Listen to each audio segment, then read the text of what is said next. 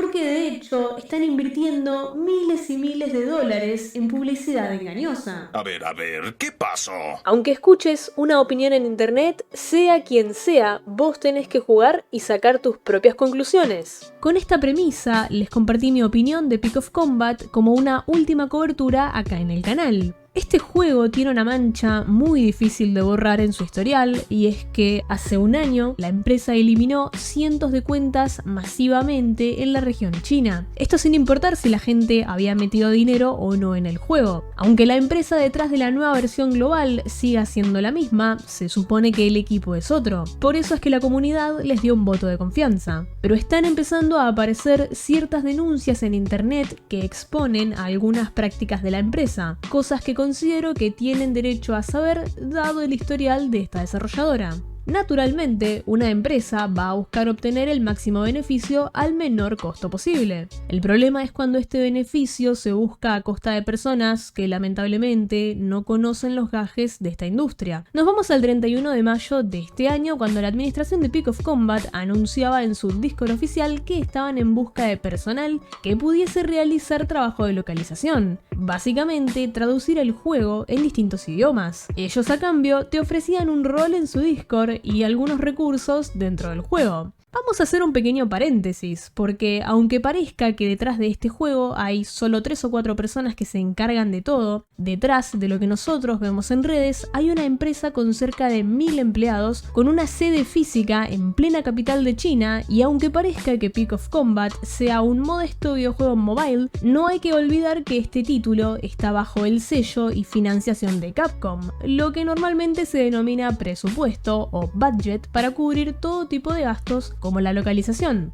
Incluso estudios indie suelen contratar profesionales para traducir sus videojuegos, así que lamentablemente el que Peak of Combat sea un título mobile no justifica que una empresa millonaria esté ofreciendo un rol en su Discord a gente que en su inocencia de querer colaborar vayan a terminar haciendo un trabajo remunerado de forma gratuita. La localización es un trabajo y el trabajo significa. Este debate es algo muy similar a lo que está pasando con el doblaje, otra profesión bastardeada en la que las empresas prefieren que un influencer haga el trabajo en lugar de contratar profesionales que se dejaron un dineral y años de su formación para hacerse un hueco en la industria. Gente que al final del día va a garantizar la calidad de tu proyecto porque sí, son profesionales. Un criterio ético con el que la empresa no está cumpliendo por ahorrarse un par de dólares. Basta con que sepas un poquito de los idiomas listados para que te pongan a traducir, y no importa si el juego llega mal traducido al lanzamiento oficial. Hablando de doblaje, ahora está pasando algo muy parecido con los actores de voz. El profesional originalmente presupuestado para Dante, Patrick Seymour, fue reemplazado por un actor desconocido y que junto a Lady, su interpretación ha sido muy criticada por la comunidad.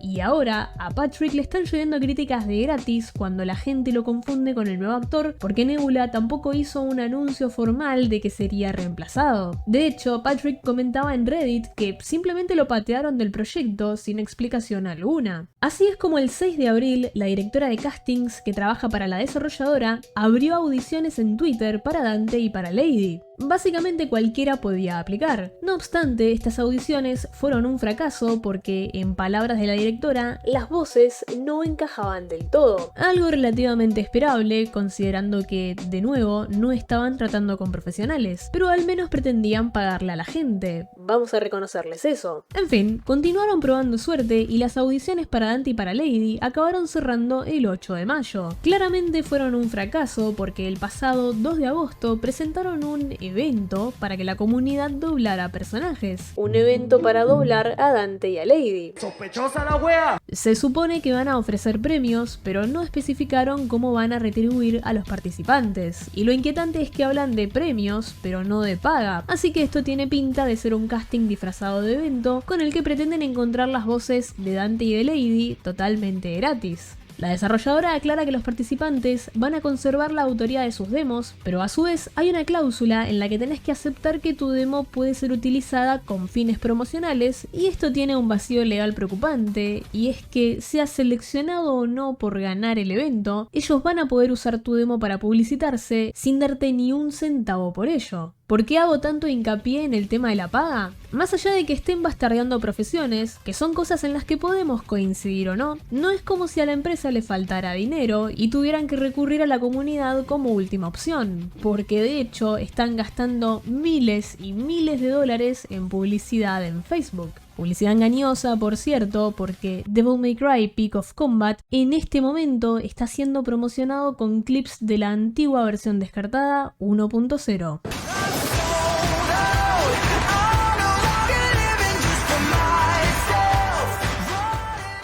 Estos clips son de la primer build que te dejaba equiparte más de un arma. Dante está empuñando a Rebellion y el personaje tiene a Agni y Rudra como arma secundaria. También lo vemos disparar con Avon y Ivory, armas que ya no están disponibles. Efectivamente, esta es una de las builds de la versión 1.0 que fue bastante aclamada por el público a nivel jugable y están utilizando estos clips para atraer gente a las betas pre-lanzamiento en las que ya se puede meter dinero. Si quieren chequear esta data ustedes mismos, en mi servidor de Discord les dejo los enlaces a estas campañas publicitarias que son públicas. Esto último yo no lo sabía hasta el día de hoy y sinceramente es el motivo principal detrás de este video. Como siempre les digo, yo puedo tener mi opinión y les puedo presentar la información, pero al final del día son ustedes los que tienen que decidir qué hacer con ella. Si van a jugar o participar de alguna de estas dinámicas, háganlo a conciencia y teniendo en cuenta el historial de esta desarrolladora. Me gustaría saber qué opinan en los comentarios. Por lo pronto, este es el video de hoy y nos vemos en unos días con un video suculento de Berserk. Les comparto mis redes sociales en la descripción, escuchen The Warning, expropiense un Michi y nos vemos en el próximo video.